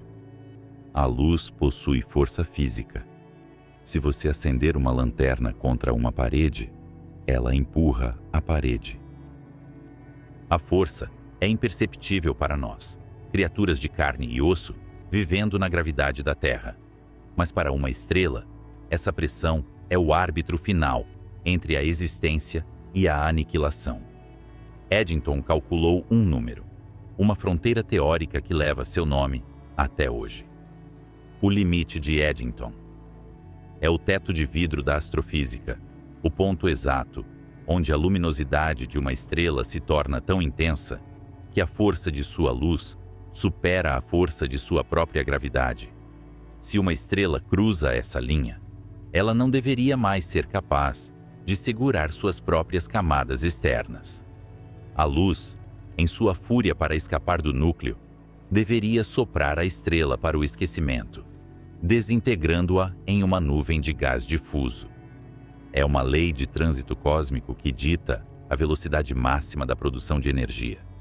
No entanto, quando voltamos nossos telescópios para as profundezas da constelação de Scuton, encontramos Stephenson 2:18, um titã que parece olhar para as equações de Eddington com desdém. Esta estrela não é apenas grande, ela é uma impossibilidade estatística. Ela reside em uma zona proibida dos diagramas estelares, brilhando com uma luminosidade centenas de milhares de vezes superior à do Sol, dançando perigosamente sobre a linha vermelha que Eddington desenhou. A existência deste colosso nos obriga a confrontar um paradoxo físico aterrorizante. Como pode um objeto permanecer inteiro quando a luz que ele gera é forte o suficiente para rasgá-lo em pedaços? Para entender essa rebelião contra as leis da física, precisamos deixar de lado a imagem de uma estrela como uma esfera sólida e serena. Stephenson 2:18. Não é um planeta rochoso e estático. Ela é melhor descrita como uma tempestade contida, uma catástrofe em câmera lenta que dura milênios. Imagine uma panela de pressão onde a válvula de segurança foi soldada. O calor aumenta, o vapor procura uma saída e o metal começa a gemer. No núcleo de Stephenson, a produção de fótons é tão violenta que a pressão de radiação se torna um martelo pneumático, golpeando as camadas de plasma acima. A gravidade tenta desesperadamente puxar esse material para baixo, manter a coesão, fechar o punho. Mas a luz é implacável. Estamos testemunhando o que os físicos chamam de fator de opacidade. À medida que a energia tenta transitar do núcleo para a superfície, ela encontra resistência. O plasma, rico em metais forjados nas eras anteriores da vida da estrela, atua como uma névoa espessa. Ele não deixa a luz passar livremente. Ele a captura. E ao capturar a luz, ele captura seu momento, sua força de empuxo. É como tentar disparar um canhão de água contra uma parede de tijolos soltos. A parede não apenas se molha, ela é empurrada para trás. Em Stephenson 2:18, a parede está se movendo. A estrela está, literalmente, levitando suas camadas externas. O limite de Eddington sugere que, neste ponto, a estrela deveria se desfazer instantaneamente. Mas a natureza é engenhosa em encontrar brechas em suas próprias leis. O que vemos não é uma estrela estática, mas uma entidade que respira de forma convulsiva. A estrela entra em um ciclo de pulsação violenta. Ela incha, expandindo seu raio para aliviar a pressão interna, tornando-se mais difusa, permitindo que a radiação escape. Depois, ela se contrai ligeiramente quando a gravidade recupera um controle momentâneo, apenas para que o calor se acumule novamente e o ciclo se repita. Estas não são as pulsações rítmicas e precisas de uma cefeida, que funcionam como relógios cósmicos. Estas são as arritmias de um coração moribundo. São convulsões caóticas e imprevisíveis. A superfície de Stephenson 2:18 é um conceito que perde o sentido aqui. Não há uma borda definida onde a estrela termina e o vácuo começa. Em vez disso, há uma vasta atmosfera estendida, um halo de gás rubi que se estende por distâncias que engoliriam a órbita de Saturno. Nesta região periférica, a densidade é tão baixa que é tecnicamente um vácuo melhor do que qualquer um que possamos criar em laboratórios na Terra, e, no entanto, é inegavelmente parte da estrela. Aqui, a física de fluidos assume uma escala dantesca. Células de convecção, bolhas de plasma quente do tamanho de sistemas solares inteiros, sobem das profundezas, transportando calor para a superfície fria. Elas fervem e estouram, lançando matéria no espaço. A estrela está sangrando massa. Esta é a solução da natureza para o paradoxo de Eddington. Para não ser totalmente destruída, a estrela sacrifica partes de si mesma. Ela ejeta vastas quantidades de gás e poeira em ventos estelares que viajam a centenas de quilômetros por segundo.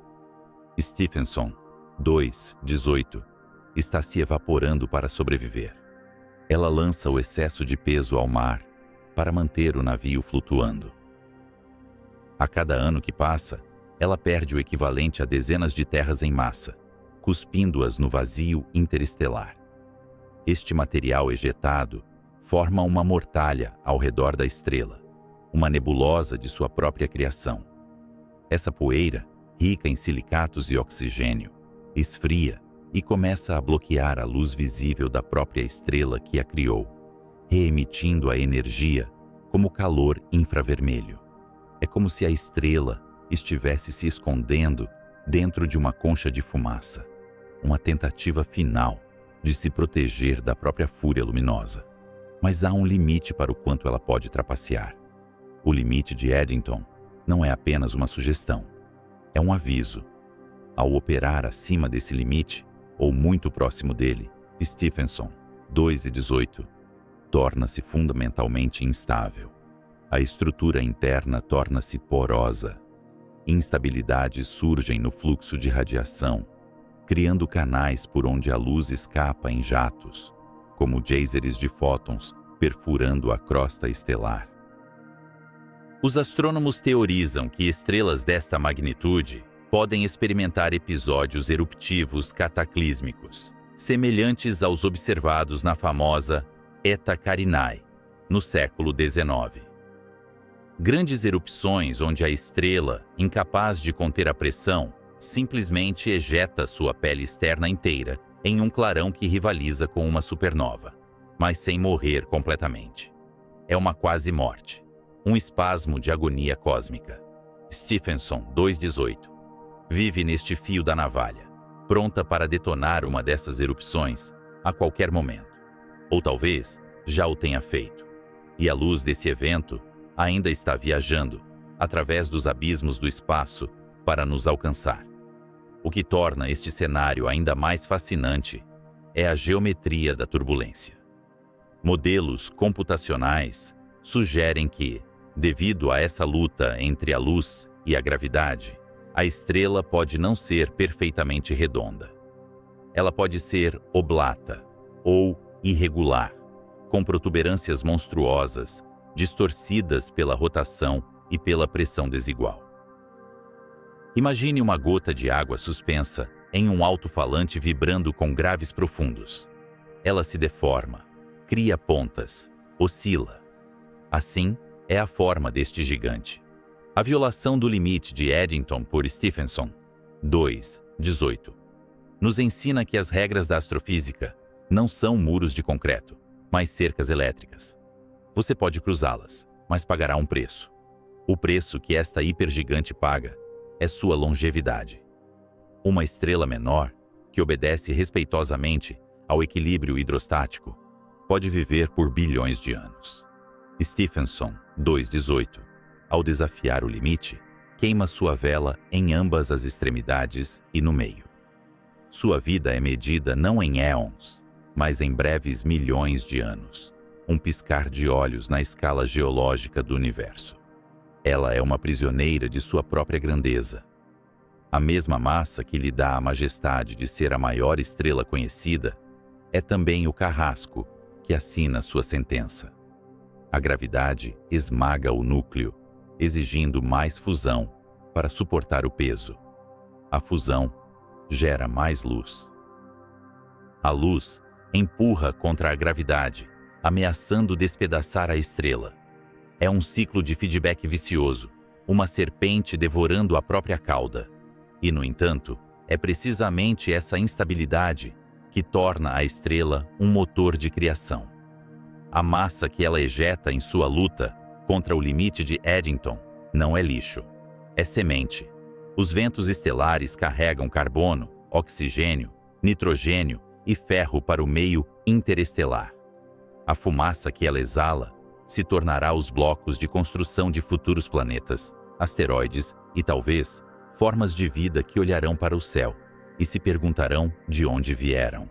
A agonia de Stephenson 2:18 é a fertilidade da galáxia.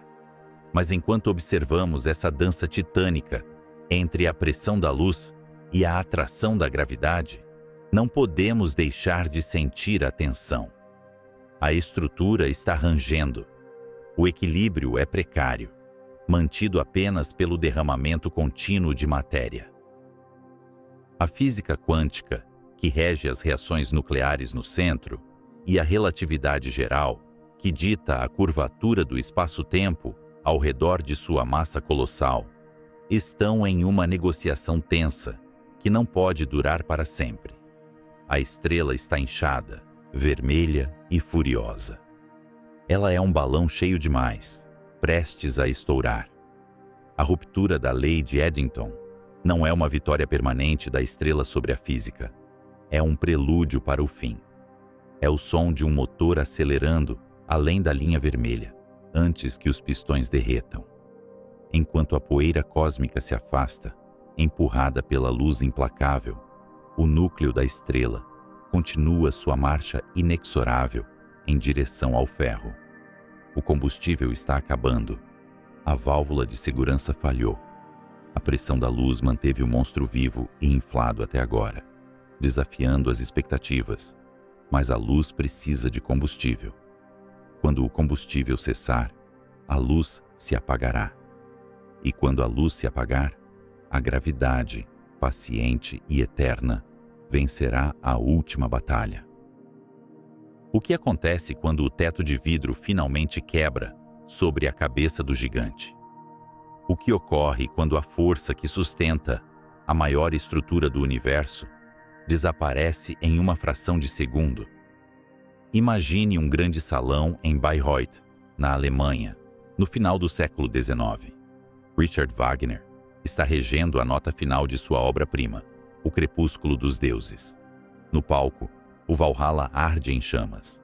As divindades antigas são consumidas pelo fogo e o mundo como era conhecido deixa de existir para dar lugar a algo novo, algo desconhecido. A música sobe num crescendo ensurdecedor antes de cair num silêncio profundo e perturbador. Esta narrativa mitológica, onde a invencibilidade é apenas uma ilusão temporária, ecoa com precisão matemática o que ocorre no coração da maior estrutura viva do cosmos. Pois, até mesmo as estrelas titânicas, essas fornalhas que parecem eternas aos nossos olhos efêmeros, carregam dentro de si a semente de sua própria destruição. Estamos agora no santuário interior de nossa estrela colossal, a centenas de milhões de quilômetros da superfície turbulenta que observamos anteriormente. Aqui, a densidade é inimaginável e a temperatura desafia a compreensão humana. Durante eras, esta estrela jogou um jogo de alquimia cósmica, transmutando elementos leves em pesados, pagando o imposto da gravidade com a moeda da fusão nuclear. Hidrogênio tornou-se hélio, hélio tornou-se carbono, e assim por diante, numa dança de camadas concêntricas que lembra a estrutura de uma cebola gótica e flamejante. Mas a natureza é um banqueiro impiedoso e a tabela periódica é o seu livro-razão. A estrela chega agora ao elemento número 26, ferro. O ferro é o assassino de estrelas. É o veneno silencioso que se acumula no centro vital. Diferente de todos os elementos anteriores, que liberavam energia quando fundidos e empurravam contra a gravidade, o ferro é egoísta. Fundir ferro não cria energia, consome-a. É uma reação endotérmica, um buraco negro termodinâmico dentro do próprio núcleo. No momento em que o silício se funde para criar este metal cinzento, a fornalha deixa de produzir calor e passa a roubá-lo. O que acontece a seguir não leva milhões de anos. Não leva nem mesmo dias. A fase final da vida de uma estrela que viveu por eras ocorre em uma escala de tempo que faria um relógio atômico parecer lento. O núcleo de ferro cresce, inerte e frio em termos nucleares, acumulando massa até atingir um limite preciso, calculado pelo físico indiano Subramanian Chandrasekhar. É o ponto de não retorno, cerca de 1,5 vezes a massa do nosso Sol, comprimida numa esfera do tamanho de uma cidade terrestre. Neste instante, a paz armada entre a pressão e a gravidade é quebrada. A gravidade, que esperou pacientemente por milhões de anos, sente a fraqueza. O núcleo de ferro não consegue mais se sustentar. Os elétrons, que até então resistiam à compressão através de leis quânticas de exclusão, são esmagados contra os prótons. O colapso começa. Imagine o teto de uma catedral gótica, perdendo subitamente todas as suas colunas de sustentação. O núcleo da estrela, uma esfera de ferro puro, implode sobre si mesmo. Em menos de 1/4 de segundo, uma fração de tempo menor do que uma piscada humana, o núcleo colapsa de um diâmetro de milhares de quilômetros para apenas 20 quilômetros. A matéria cai em direção ao centro, a uma velocidade que atinge 70.000 quilômetros por segundo, quase 1/4 da velocidade da luz. É uma implosão de violência incalculável. A densidade torna-se tão extrema que os núcleos atômicos tocam uns nos outros. O núcleo se transforma no material mais rígido do universo, uma esfera de nêutrons puros. A matéria que cai, trilhões de toneladas de gás estelar, precipitando-se para o centro, atinge essa parede de nêutrons impenetrável, e então ela ricocheteia. Como uma onda do mar batendo contra um penhasco indestrutível, a implosão inverte-se instantaneamente. Uma onda de choque titânica nasce no centro da estrela e começa a rasgar o caminho para fora. Mas esta onda não viaja sozinha. O colapso gerou uma inundação de neutrinos, partículas fantasmagóricas que raramente interagem com a matéria, mas que aqui são produzidas em quantidades tão obscenas que empurram a própria matéria estelar. A onda de choque, alimentada por esse vento de neutrinos, rompe as camadas externas da estrela. O que vemos do lado de fora é o fim de um mundo e o nascimento de uma lenda. A superfície da estrela, que até então brilhava com um vermelho profundo, é subitamente rasgada por uma luz que não pertence a este universo calmo. A explosão resultante não é apenas uma supernova. Dada a massa colossal da nossa protagonista, testemunhamos uma hipernova. Por algumas semanas, esta única estrela brilha com a intensidade de 100 bilhões de sóis. Ela ofusca sozinha toda a galáxia que a hospeda. A energia liberada em segundos equivale a tudo o que o nosso Sol produzirá durante toda a sua vida de 10 bilhões de anos. Se estivéssemos orbitando uma estrela vizinha, veríamos a noite transformar-se em dia, e o dia transformar-se num branco cegante, capaz de vaporizar atmosferas planetárias a anos-luz de distância. Jatos de plasma relativístico perfuram os polos da estrela moribunda, lançando raios gama através do cosmos como faróis da morte.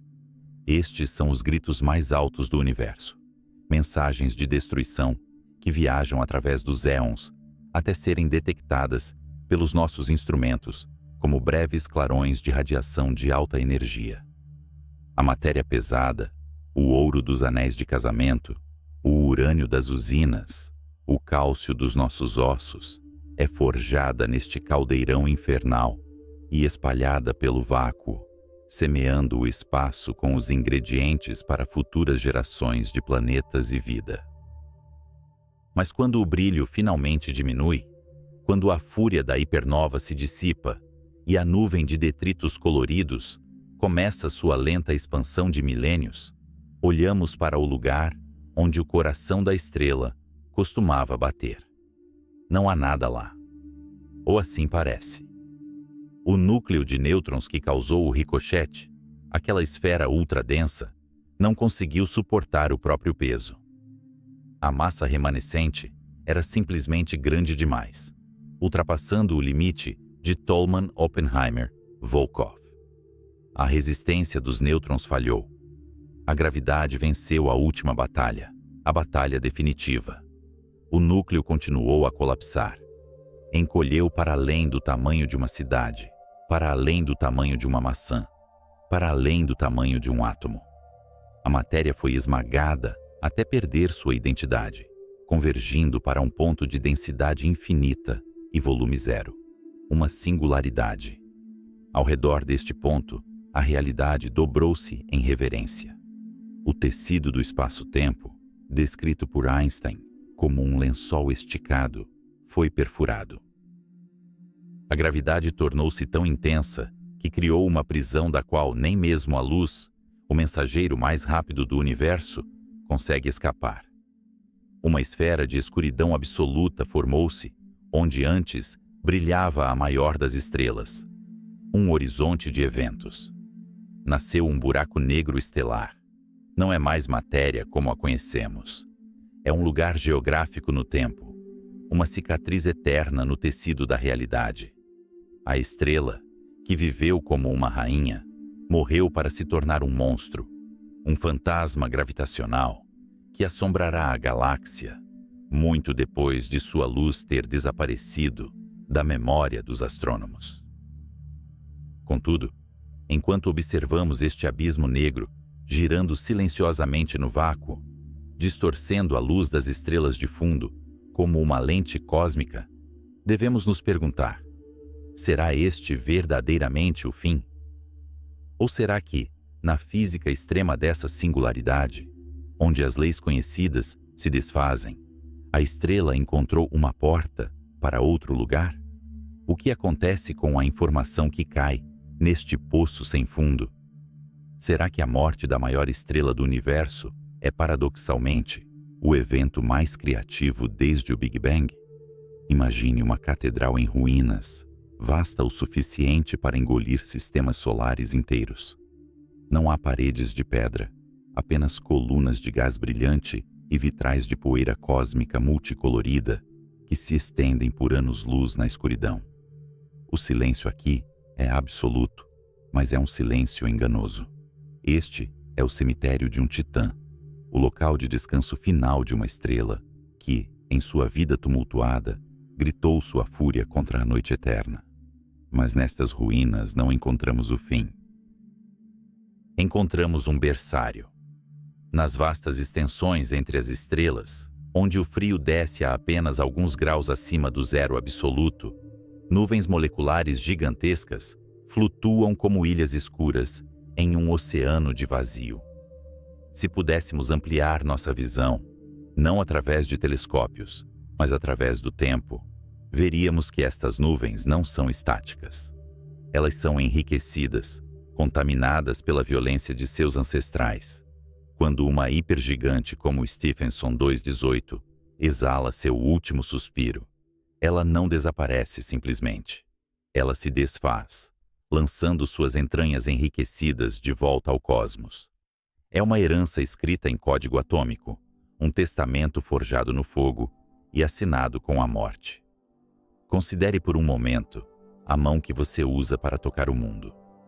Olhe para as veias que correm sob a pele do seu pulso, azuladas e frágeis. O sangue que corre ali deve sua cor vermelha à hemoglobina, uma molécula complexa que carrega, em seu centro, um único átomo de ferro.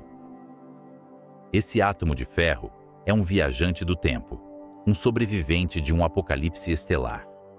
Ele não foi criado na Terra. A Terra, com todo o seu calor geológico e vulcões furiosos, é fria demais para transmutar elementos dessa maneira. Esse ferro foi forjado no núcleo esmagador de uma estrela que viveu e morreu muito antes de o Sol sequer acender sua primeira chama. Para entender a verdadeira escala desta conexão, precisamos abandonar a nossa percepção humana de tempo e abraçar a cronologia profunda do universo. Há bilhões de anos, uma estrela colossal, talvez uma irmã espiritual de Stephenson 218, atingiu o fim de sua dança termonuclear. No coração dessa estrela, a pressão era tão intensa que os átomos foram esmagados uns contra os outros, fundindo-se, mudando de identidade, subindo a escada da tabela periódica até chegar ao ferro. E ali, no silêncio abafado do núcleo estelar, a fusão parou. A estrela colapsou e explodiu, espalhando suas entranhas pela galáxia. Aquele átomo de ferro, libertado de sua prisão incandescente, vagou pelo vazio interestelar por eras. Ele surfou em ondas de choque de supernovas, driftou através de nebulosas frias e escuras, até que, por um acaso do destino cósmico, foi capturado pela gravidade de uma nuvem em colapso. Essa nuvem se tornou o nosso sistema solar. O átomo de ferro afundou no núcleo derretido da Terra primitiva ou ficou preso na crosta rochosa, esperando pacientemente por mais 4 bilhões de anos até que a biologia o reivindicasse, integrando-o ao sangue de uma criatura que ousaria olhar para cima e perguntar de onde veio. Nós somos, no sentido mais literal e científico, fantasmas de estrelas mortas. Mas a herança não termina no ferro. Cada respiração que tomamos é um ato de comunhão com o cosmos. O oxigênio que inunda nossos pulmões, o carbono que forma a espinha dorsal de nosso DNA, o cálcio que endurece nossos ossos e o nitrogênio em nossos músculos. Todos são cinzas de uma fogueira cósmica extinta. O universo é o maior e mais eficiente sistema de reciclagem imaginável. Ele não desperdiça nada. A morte de Stephenson 2,18, quando finalmente ocorrer, semeará o espaço ao seu redor, com os ingredientes para novos mundos, novas águas e, talvez, novos olhos para observá-los. Entretanto, há uma ironia profunda nesta relação. Stephenson 2,18 é um colosso de proporções que desafiam a sanidade. Se colocada no centro do nosso sistema solar, sua fotosfera engoliria a órbita de Saturno. Ela emite mais energia em um único segundo do que o nosso Sol emitirá em toda a história da civilização humana. Ela é uma fornalha de criação, um motor de complexidade química. Mas ela é cega. Ela não sabe que é grande. Ela não sabe que brilha. Ela não sente a gravidade que a esmaga, nem o vento que a dispersa. Ela é, apesar de toda a sua magnificência, matéria inanimada obedecendo a leis físicas implacáveis. Nós, por outro lado, somos infinitesimais. Somos aglomerados de poeira estelar, organizados de forma precária, vivendo em uma casca rochosa úmida, orbitando uma estrela anã amarela comum, em um subúrbio galáctico esquecido. Nossa vida é um piscar de olhos na escala cósmica, uma faísca breve entre duas eternidades de escuridão. Diante da magnitude de Stephenson 2,18, somos menos que micróbios, somos erros de arredondamento na massa total do universo. E, no entanto, nós possuímos algo que a estrela não tem. Nós somos a matéria que acordou. Em algum momento durante a longa e fria história do cosmos, a poeira das estrelas se organizou de tal maneira que pôde abrir os olhos e perceber a si mesma. O hidrogênio, dado tempo suficiente, transformou-se em astrônomos. Quando apontamos nossos telescópios para a constelação de Scuton e capturamos a luz infravermelha de Stephenson 2,18, estamos completando um ciclo estranho e maravilhoso. A estrela criou os átomos que agora a estudam. A luz viajou 20.000 anos através do abismo para atingir a retina de um ser feito do mesmo material que a estrela descartou. Essa é a nossa função, se é que o universo pode ter uma. Nós somos a consciência do cosmos. Sem nós, ou seres como nós, a grandiosidade de Stephenson 2,18 seria um espetáculo em um teatro vazio. A violência das supernovas, a majestade das nebulosas, a dança gravitacional das galáxias. Tudo isso existiria sim, mas não seria testemunhado.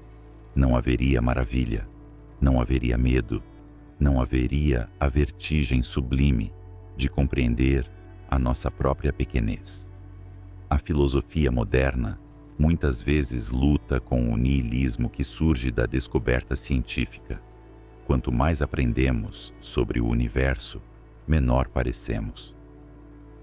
Copérnico nos tirou do centro, Darwin nos tirou do pedestal divino, e a astronomia moderna nos reduziu a habitantes de um grão de poeira em um universo vasto e indiferente. É fácil olhar para a escala de uma hipergigante vermelha e sentir-se esmagado pela insignificância. O que são nossas guerras, nossos amores, nossas ambições e nossas artes diante de uma esfera de plasma que poderia conter 10 bilhões de sóis? Mas essa perspectiva ignora a complexidade. Tamanho não é a única medida de valor. Stephenson 2,18 é vasta, mas é simples. É uma batalha entre duas forças, gravidade e pressão, jogada em uma escala titânica. Um cérebro humano, com seus trilhões de conexões sinápticas, é, em muitos aspectos, uma estrutura mais complexa do que uma estrela. A estrela cria os elementos, mas é a vida que lhes dá significado.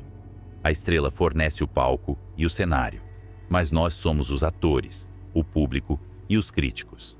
Nós carregamos o legado da poeira não como um fardo, mas como um privilégio. Saber que somos feitos de estrelas nos conecta ao universo de uma maneira íntima e indissolúvel. Não estamos no universo, somos do universo. Não somos observadores externos olhando para dentro através de um vidro. Somos uma parte do todo que desenvolveu a capacidade de olhar para o resto. À medida que Stephenson 2:18 continua sua lenta marcha em direção ao esquecimento, perdendo massa a cada momento, ela está, na verdade, doando a si mesma para o futuro. As camadas externas que ela desprende hoje podem, daqui a bilhões de anos, formar a atmosfera de um planeta onde outra espécie inteligente respirará pela primeira vez.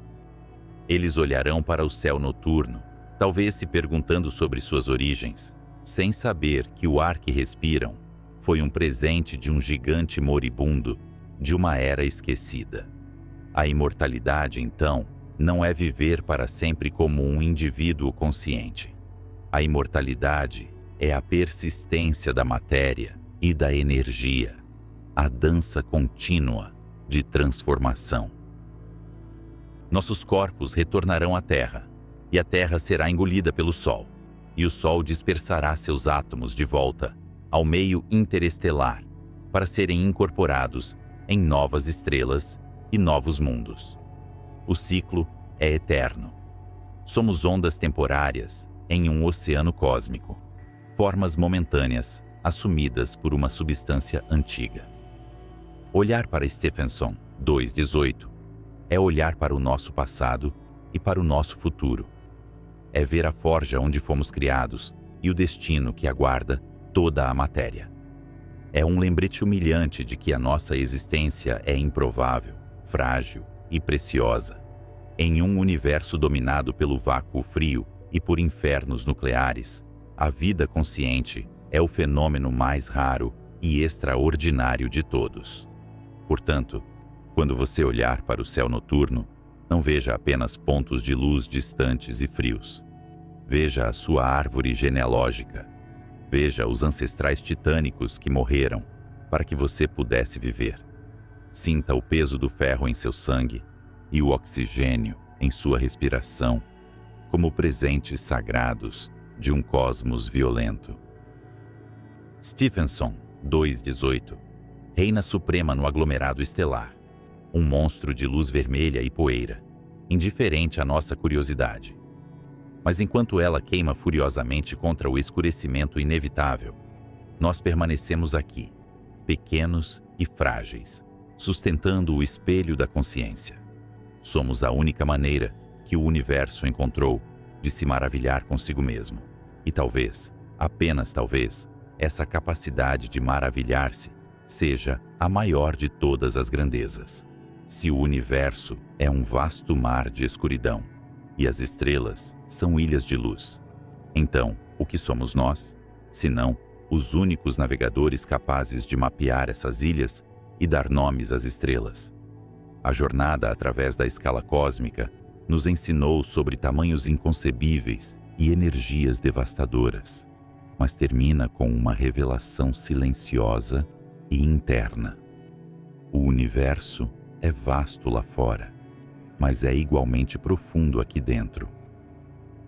E enquanto houver alguém para olhar para cima e sentir o vertiginoso abismo do tempo e do espaço, o universo nunca estará verdadeiramente sozinho no escuro. Será que, no fim de todas as coisas, quando a última estrela se apagar e o cosmos esfriar para sempre, a memória de que um dia nós estivemos aqui, observando e compreendendo, fará alguma diferença na escuridão eterna?